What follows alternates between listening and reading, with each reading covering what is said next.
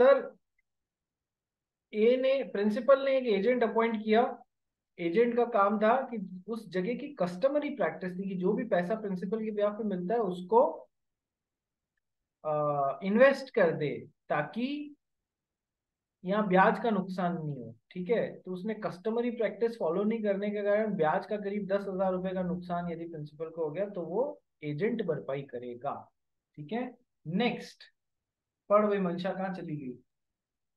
हाँ sir. Be a broker in whose business it is not the custom to sell on credit, sells good of A on credit to C. C becomes insolvent before payment. B will indemnify A for the loss. देखो,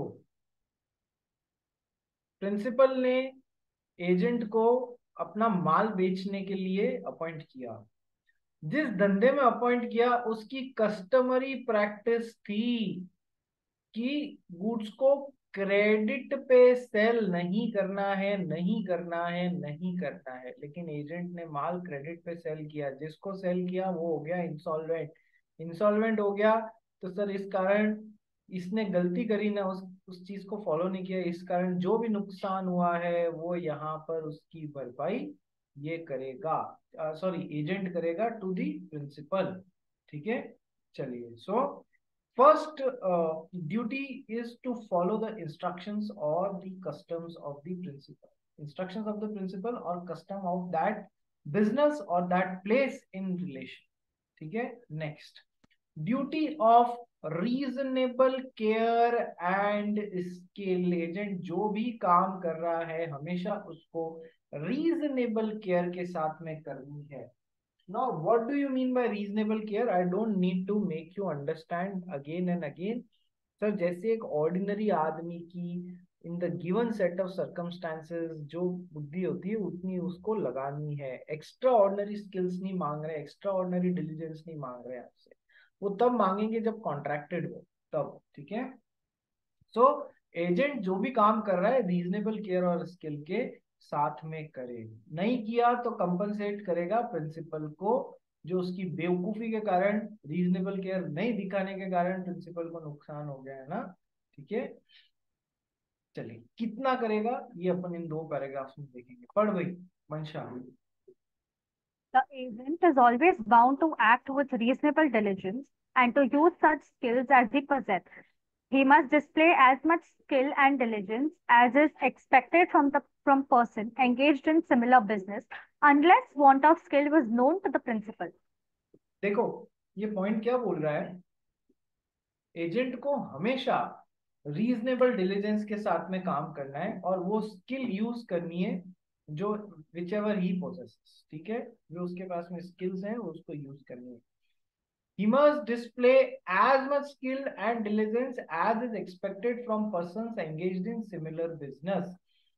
sir उसको वैसी skills लगानी है, दिखानी है as is expected from a person who is engaged in similar business। Same business में कोई आदमी एंगेज हो तो उस बिजनेस की कुछ कॉमन सेंस होती है, कुछ कोड ऑफ कंडक्ट होता है, ये काम ऐसे होगा।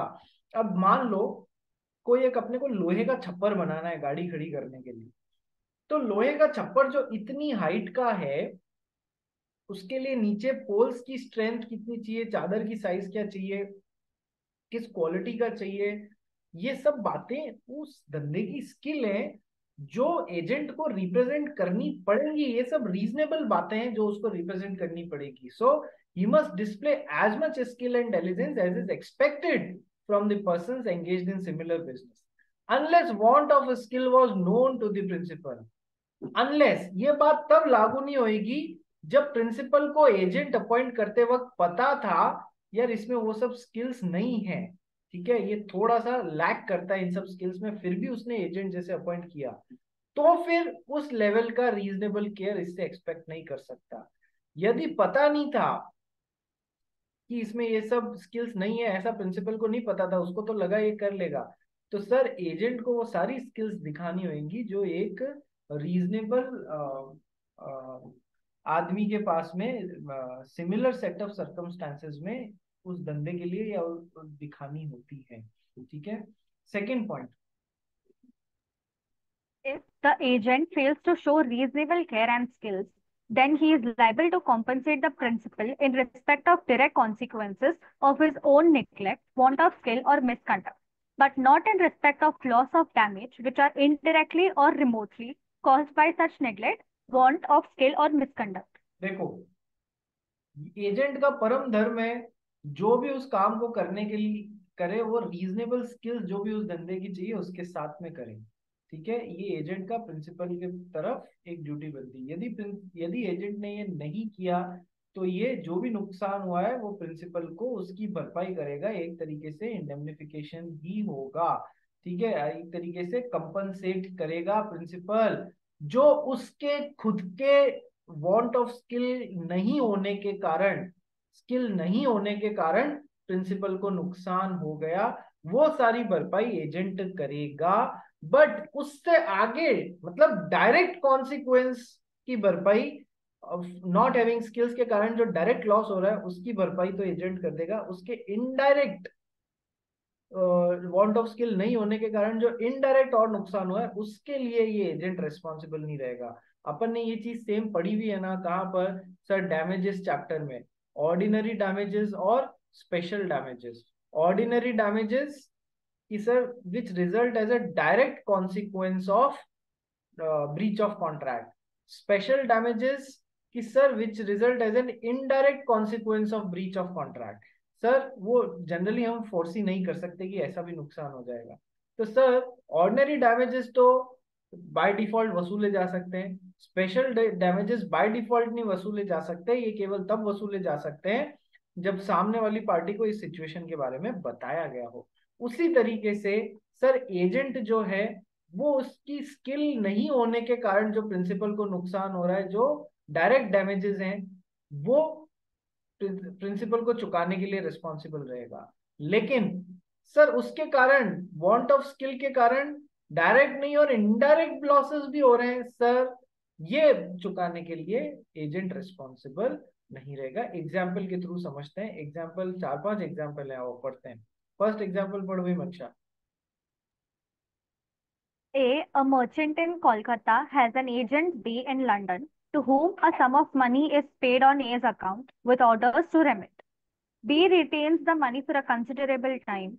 A, in consequence of not receiving the money, becomes insolvent. B is liable for the money and interest from the day on which it ought to have been paid, according to the usual rate and for any further direct loss. Example, by variation of rate of change, but not further. ये एक भाई साहब थे, कोलकाता में बैठते थे, जो कि धंधा पानी करते थे, मर्चेंट थे। उनका एक एजेंट था बी, कहां पर, लंदन में। ठीक है, to whom a sum of money is paid on A's account। London से कुछ इन व्यापारी मिस्टर ए का कुछ आना जाना रहता था, तो लंदन में उनके जो एजेंट मिस्टर बी हैं उनको पैसा मिला ए के बिहाफ पे, प्रिंसिपल के बिहाफ पे, विद ऑर्डर्स टू रेमिट कि सर ये पैसा हम बी, मिस्टर बी, हम मिस्टर एजेंट हम आपको दे रहे हैं, कृपया अपने प्रिंसिपल जो कैलकाटा में बैठे हुए हैं उन तक पहुंचा दीजिए। बी ने वो पैसा काफी टाइम तक अपने पास में रख लिया, ए को वो पैसा मिला नहीं, प्रिंसिपल को वो पैसा मिला नहीं, उस कारण वो बेचारा बर्बाद हो गया, इंसॉल्वेंट हो गया। ठीक है, तो क्या बी इस हद तक लायबल है कि उसकी पूरी इंसॉल्वेंसी को ठीक करे? नहीं सर, बी की रेस्पॉन्सिबिलिटी कितनी है, उसने पैसा टाइमली नहीं पहुंचाया, रीजनेबल केयर नहीं की, तो सर उस हद तक रेस्पॉन्सिबल है जो डायरेक्ट कॉन्सिक्वेंस है, इनडायरेक्ट नहीं। डायरेक्ट कितना सर, कि sir B is liable for the money and interest, पैसा जो आया था प्रिंसिपल को देने के लिए उतना, प्लस उस पे इंटरेस्ट कितना, from the day on which it ought to have been paid, उस दिन से, जिस दिन से वो पैसा देने के लिए आया था या दिया जाना निश्चित हुआ था, उस दिन से उसने अभी तक नहीं दिया, तो उस पे वो पैसा प्लस उस पे इंटरेस्ट देगा according to the usual rate, जो भी रेट है। And for any further direct loss जैसे कि सर पैसा जो लंदन में मिला वो मान लो पाउंड्स में मिला है, ठीक है, और ऐसा वेरिएशन होने के पहले जिस समय पैसा देने के लिए आया था उस समय पाउंड था 100 रुपए प्रति पाउंड, अब उस पाउंड की कीमत रह गई है मान लो जब दिया एक्चुअल में 80 रुपए प्रति पाउंड, तो सर प्रिंसिपल को तो कम पैसा मिला ना, क्योंकि एजेंट ने टाइमली उसको रेमिट नहीं किया। तो सर ये जो वेरिएशंस हैं जो उसने पैसा नहीं चुकाया और टाइम पूरा होने के साथ में ऐसे वेरिएशंस भी आ गए, उनके लिए भी आप उसको रिस्पॉन्सिबल बना सकते हो। किस किस चीज के लिए सर? अमाउंट के लिए, इंटरेस्ट के लिए, रेट वेरिएशन के कारण यदि कोई कमी हो गई हो तो उसके लिए। बस यहीं तक ये डायरेक्ट कॉन्सिक्वेंसेज है पैसा टाइमली नहीं पहुंचाने के, ठीक है, but not further. Sir insolvency सही करने के लिए उसको नहीं बोला जा सकता, ठीक है। तो डायरेक्ट कॉन्सिक्वेंस जो भी हो रहे हैं उनके लिए एजेंट रेस्पॉन्सिबल रहेगा। अदरवाइज आपने कॉन्ट्रैक्ट में लिख दिया तो फिर इनडायरेक्ट कॉन्सिक्वेंसेस के लिए भी रेस्पॉन्सिबल, अदरवाइज नहीं तो नहीं। सेकेंड एग्जाम्पल खनक पड़ेगी।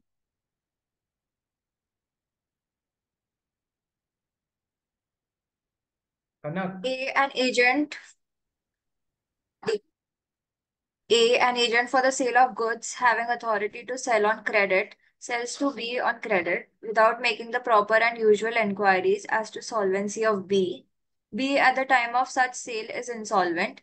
A must compensate principal for loss sustained by him. देखो, प्रिंसिपल ने एक एजेंट को अपॉइंट किया, जा मेरा माल बेच के आ, ठीक है।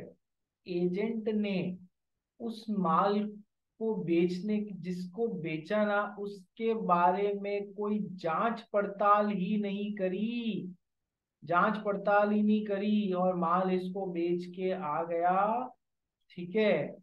पैसा बाद में मिलेगा ये नक्की हुआ। अभी जिस समय ये माल बेचा गया, एक्स तो ऑलरेडी इंसॉल्वेंट था, ऑलरेडी इंसॉल्वेंट बैठा हुआ था। तो इसने अपनी ड्यूटी प्रॉपरली नहीं करी, रीजनेबल केयर एक्सरसाइज नहीं करी। तो सर जो भी नुकसान हुआ है ये यहाँ पर भरपाई के लिए रिस्पॉन्सिबल रहेगा। A must compensate principal for the loss sustained by principal, ठीक है। नेक्स्ट एग्जाम्पल,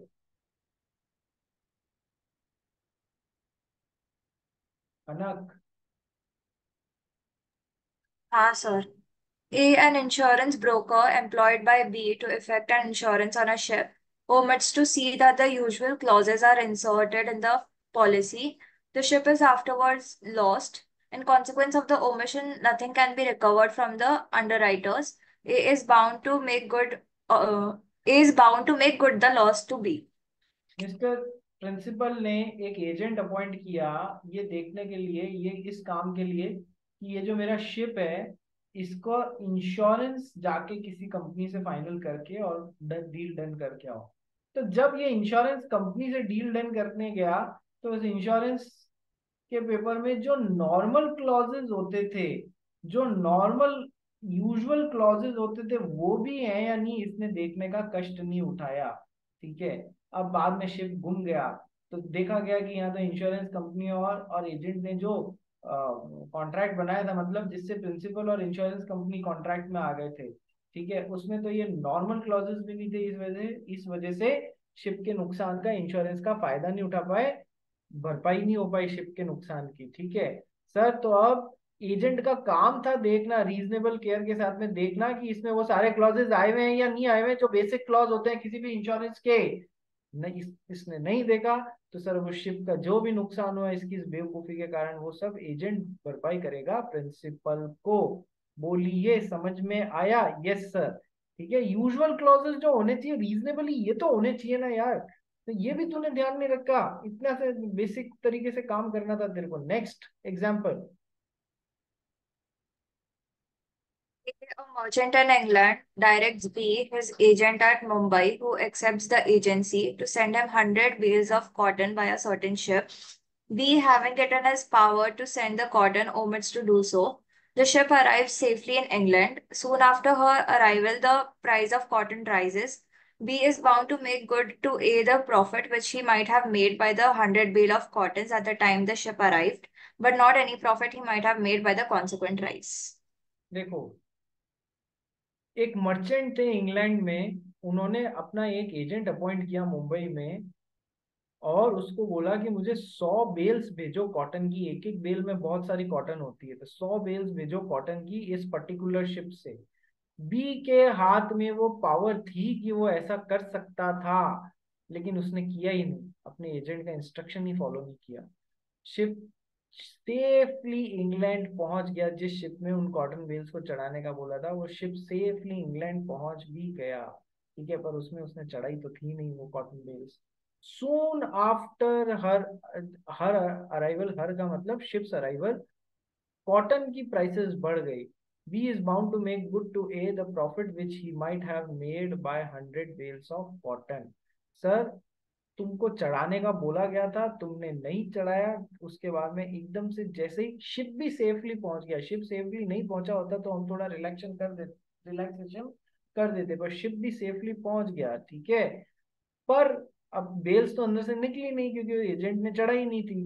तो सर, उनकी प्राइसेस एकदम से शूट कर गई, तो जो भी प्रॉफिट का नुकसान हुआ है तुम्हारी बेवकूफ एजेंट, तुमने रीजनेबल केयर के साथ में अपना काम नहीं किया है, मैं वो सारा नुकसान मेरे लॉस ऑफ प्रॉफिट का तुमसे वसूल सकता हूँ।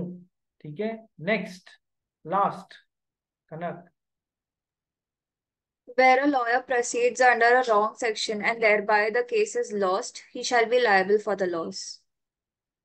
जब कोई केस बनता है जो कोर्ट में जा रहा होता है, तो लॉयर जो भी अपॉइंट हुआ है ना पार्टी के बिहाफ पे, उसकी ड्यूटी होती है कि वो प्रॉपर सेक्शंस पढ़ाई करे, निकाले कि उस सेक्शंस में अलग अलग एक्ट्स के कौन से सेक्शंस लग रहे हैं, उन सबको अप्लाई करे, और फिर एक रिट बना के कोर्ट में पेश करे कि इस दफा, आपने सुना होगा ना, धारा इतनी के तहत, धारा या फिर दफा 302 के तहत। तो सर, प्रॉपर सेक्शंस अप्लाई करना, ढूंढना, ये लॉयर का काम है। तो यदि खनक ने किसी लॉयर को अपॉइंट किया है, ठीक है, किसी पर्टिकुलर काम के लिए, कोई केस का मामला था, उसमें लॉयर ने प्रॉपर स्टडी नहीं की और गलत सेक्शंस लगाने के कारण वो बच गया, कौन बच गया, जो कल्प्रिट था वो, तो सर, ये agent can be held responsible, he or she has not exercised proper care. Where a lawyer proceeds under a wrong section and thereby the case is lost, he shall be liable for the loss. तो हम लोग क्या पढ़ रहे हैं कि sir, duties और, हम लोग पढ़ रहे हैं ड्यूटीज एंड लाइबिलिटीज और ऑब्लिगेशंस ऑफ एन एजेंट। क्या पढ़ लिया कि या तो प्रिंसिपल का इंस्ट्रक्शन फॉलो करो, या फिर जो भी उस जगह के कस्टम्स हैं या फिर उस धंधे के कस्टम्स हैं वो फॉलो करो। Second, duty of reasonable care and skill. Sir, जो भी काम करो रीजनेबल केयर के साथ में करो, उसमें हमने ये सारे देख लिए। अभी हमको 6-7 ड्यूटीज और देखनी है, तो वो कल देख के और फिर नेक्स्ट टॉपिक चालू करेंगे, राइट्स ऑफ एन एजेंट। पढ़ के आइएगा, और आज की क्लास में जो पढ़ा है उसके नोट्स बनाइएगा। चलिए, मिलते हैं नेक्स्ट क्लास में कल 2 बजे। किसी को कोई डाउट तो नहीं है? किसी को कोई डाउट तो नहीं है? चलिए, कल मिलते हैं।